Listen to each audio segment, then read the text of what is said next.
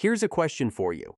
If I told you there was a profession where 92% of its practitioners fail to do the one thing they're paid to do, they charge you more when they fail, the government lets them use a job title that implies expertise when the law doesn't require any, and the entire industry is worth $56 billion a year.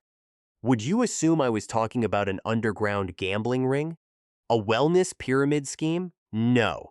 I'm talking about financial advisors. And before you roll your eyes and say, here we go, another anti-Wall Street rant, hear me out, because this isn't an opinion. The numbers are ugly, and I can show them to you. And by the end of this video, if you're currently paying someone to manage your money, you're going to feel something between mild frustration and full-on betrayal. Let's get into it. Let's start with the most uncomfortable stat in the entire finance industry.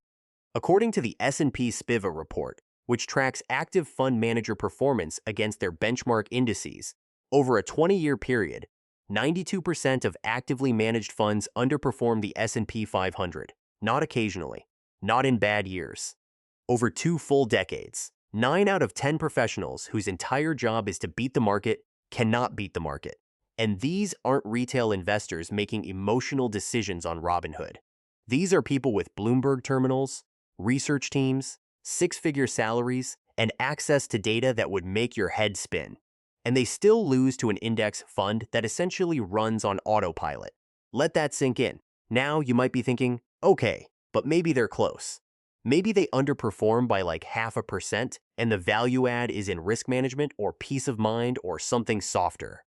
And here's the thing, that argument would be a lot more convincing if the average actively managed fund didn't charge 1 to 1.5% annually in fees on top of everything else.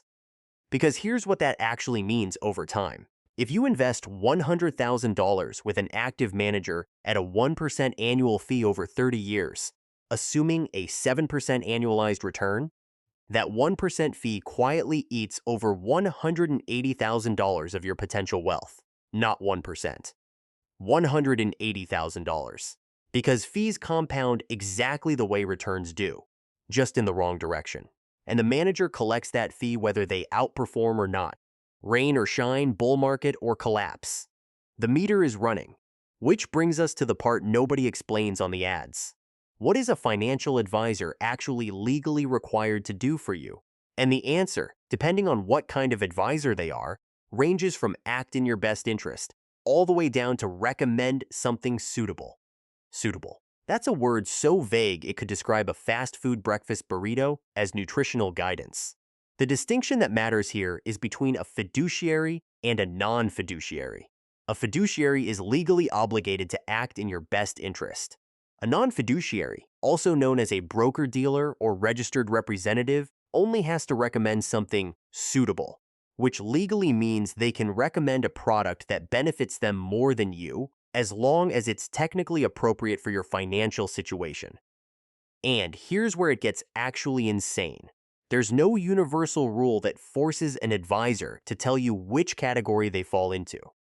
Meaning, your advisor could be legally collecting commissions for steering you into higher fee products, and they are under no obligation to lead with that information. This isn't hypothetical.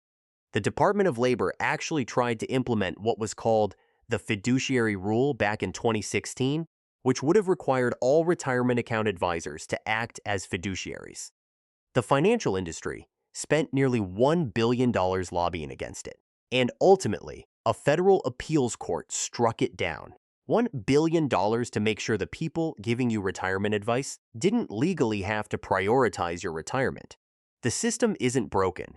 It's working exactly as designed, just not for you. Now let's talk about the title itself, because here's where it gets truly absurd.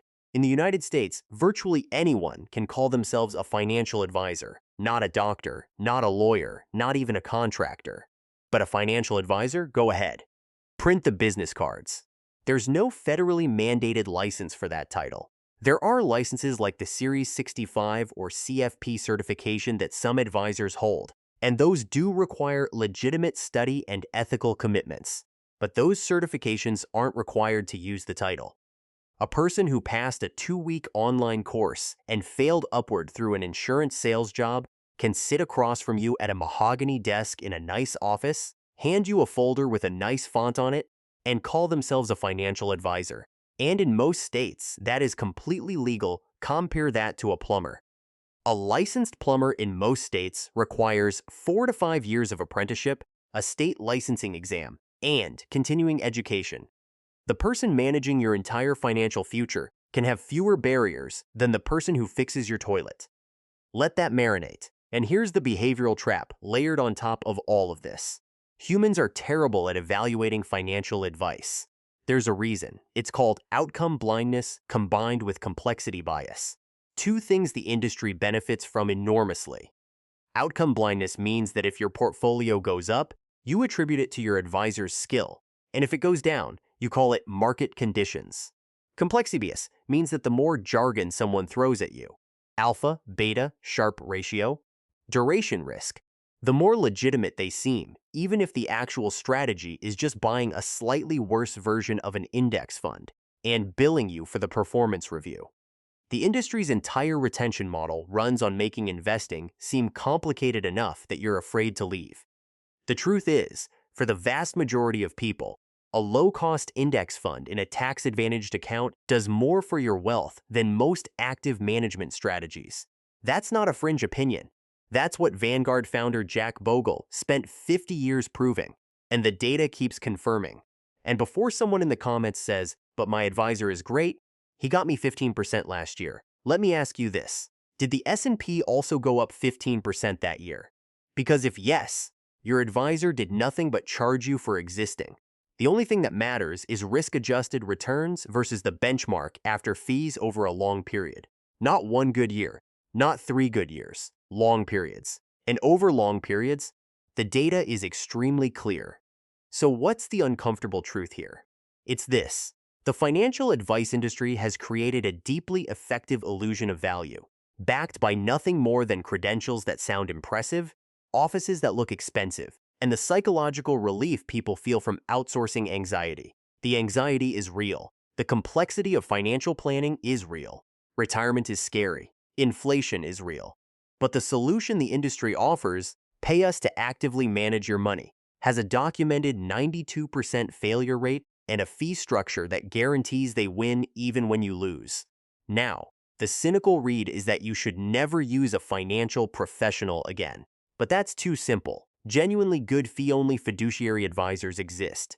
People who charge flat fees, hold CFP certifications, and don't earn commissions. The problem is finding them inside an industry where the title is available to anyone, and the incentives are designed to obscure the conflict. Which means the burden is on you to ask, are you a fiduciary at all times? How do you get compensated? Do you earn commissions on what you recommend? Because if an advisor gets defensive when you ask those questions, that's your answer. Here's the final irony. The people who need financial advice most, people with smaller portfolios, people just starting out, people who didn't grow up with financial literacy, are the least able to absorb management fees and most likely to end up with a non-fiduciary broker. Meanwhile, the ultra-wealthy have family offices, institutional-grade strategies, and negotiate fee structures that would make your broker's head spin. So the system doesn't just fail the average investor. It fails the average investor hardest. And this is the question I want to leave you with. If a profession has a 92% failure rate at its core function, charges you regardless of outcome, uses a job title the government doesn't regulate, and spent $1 billion lobbying to avoid being legally required to act in your interest, at what point does trusted professional become just a very expensive costume? Drop your take in the comments. Do you think the financial advice industry is a fundamentally broken system? Or is there a version of it worth saving? Because I'm genuinely curious where people land. And maybe the fact that we're all still paying for it anyway is the most interesting data point of all.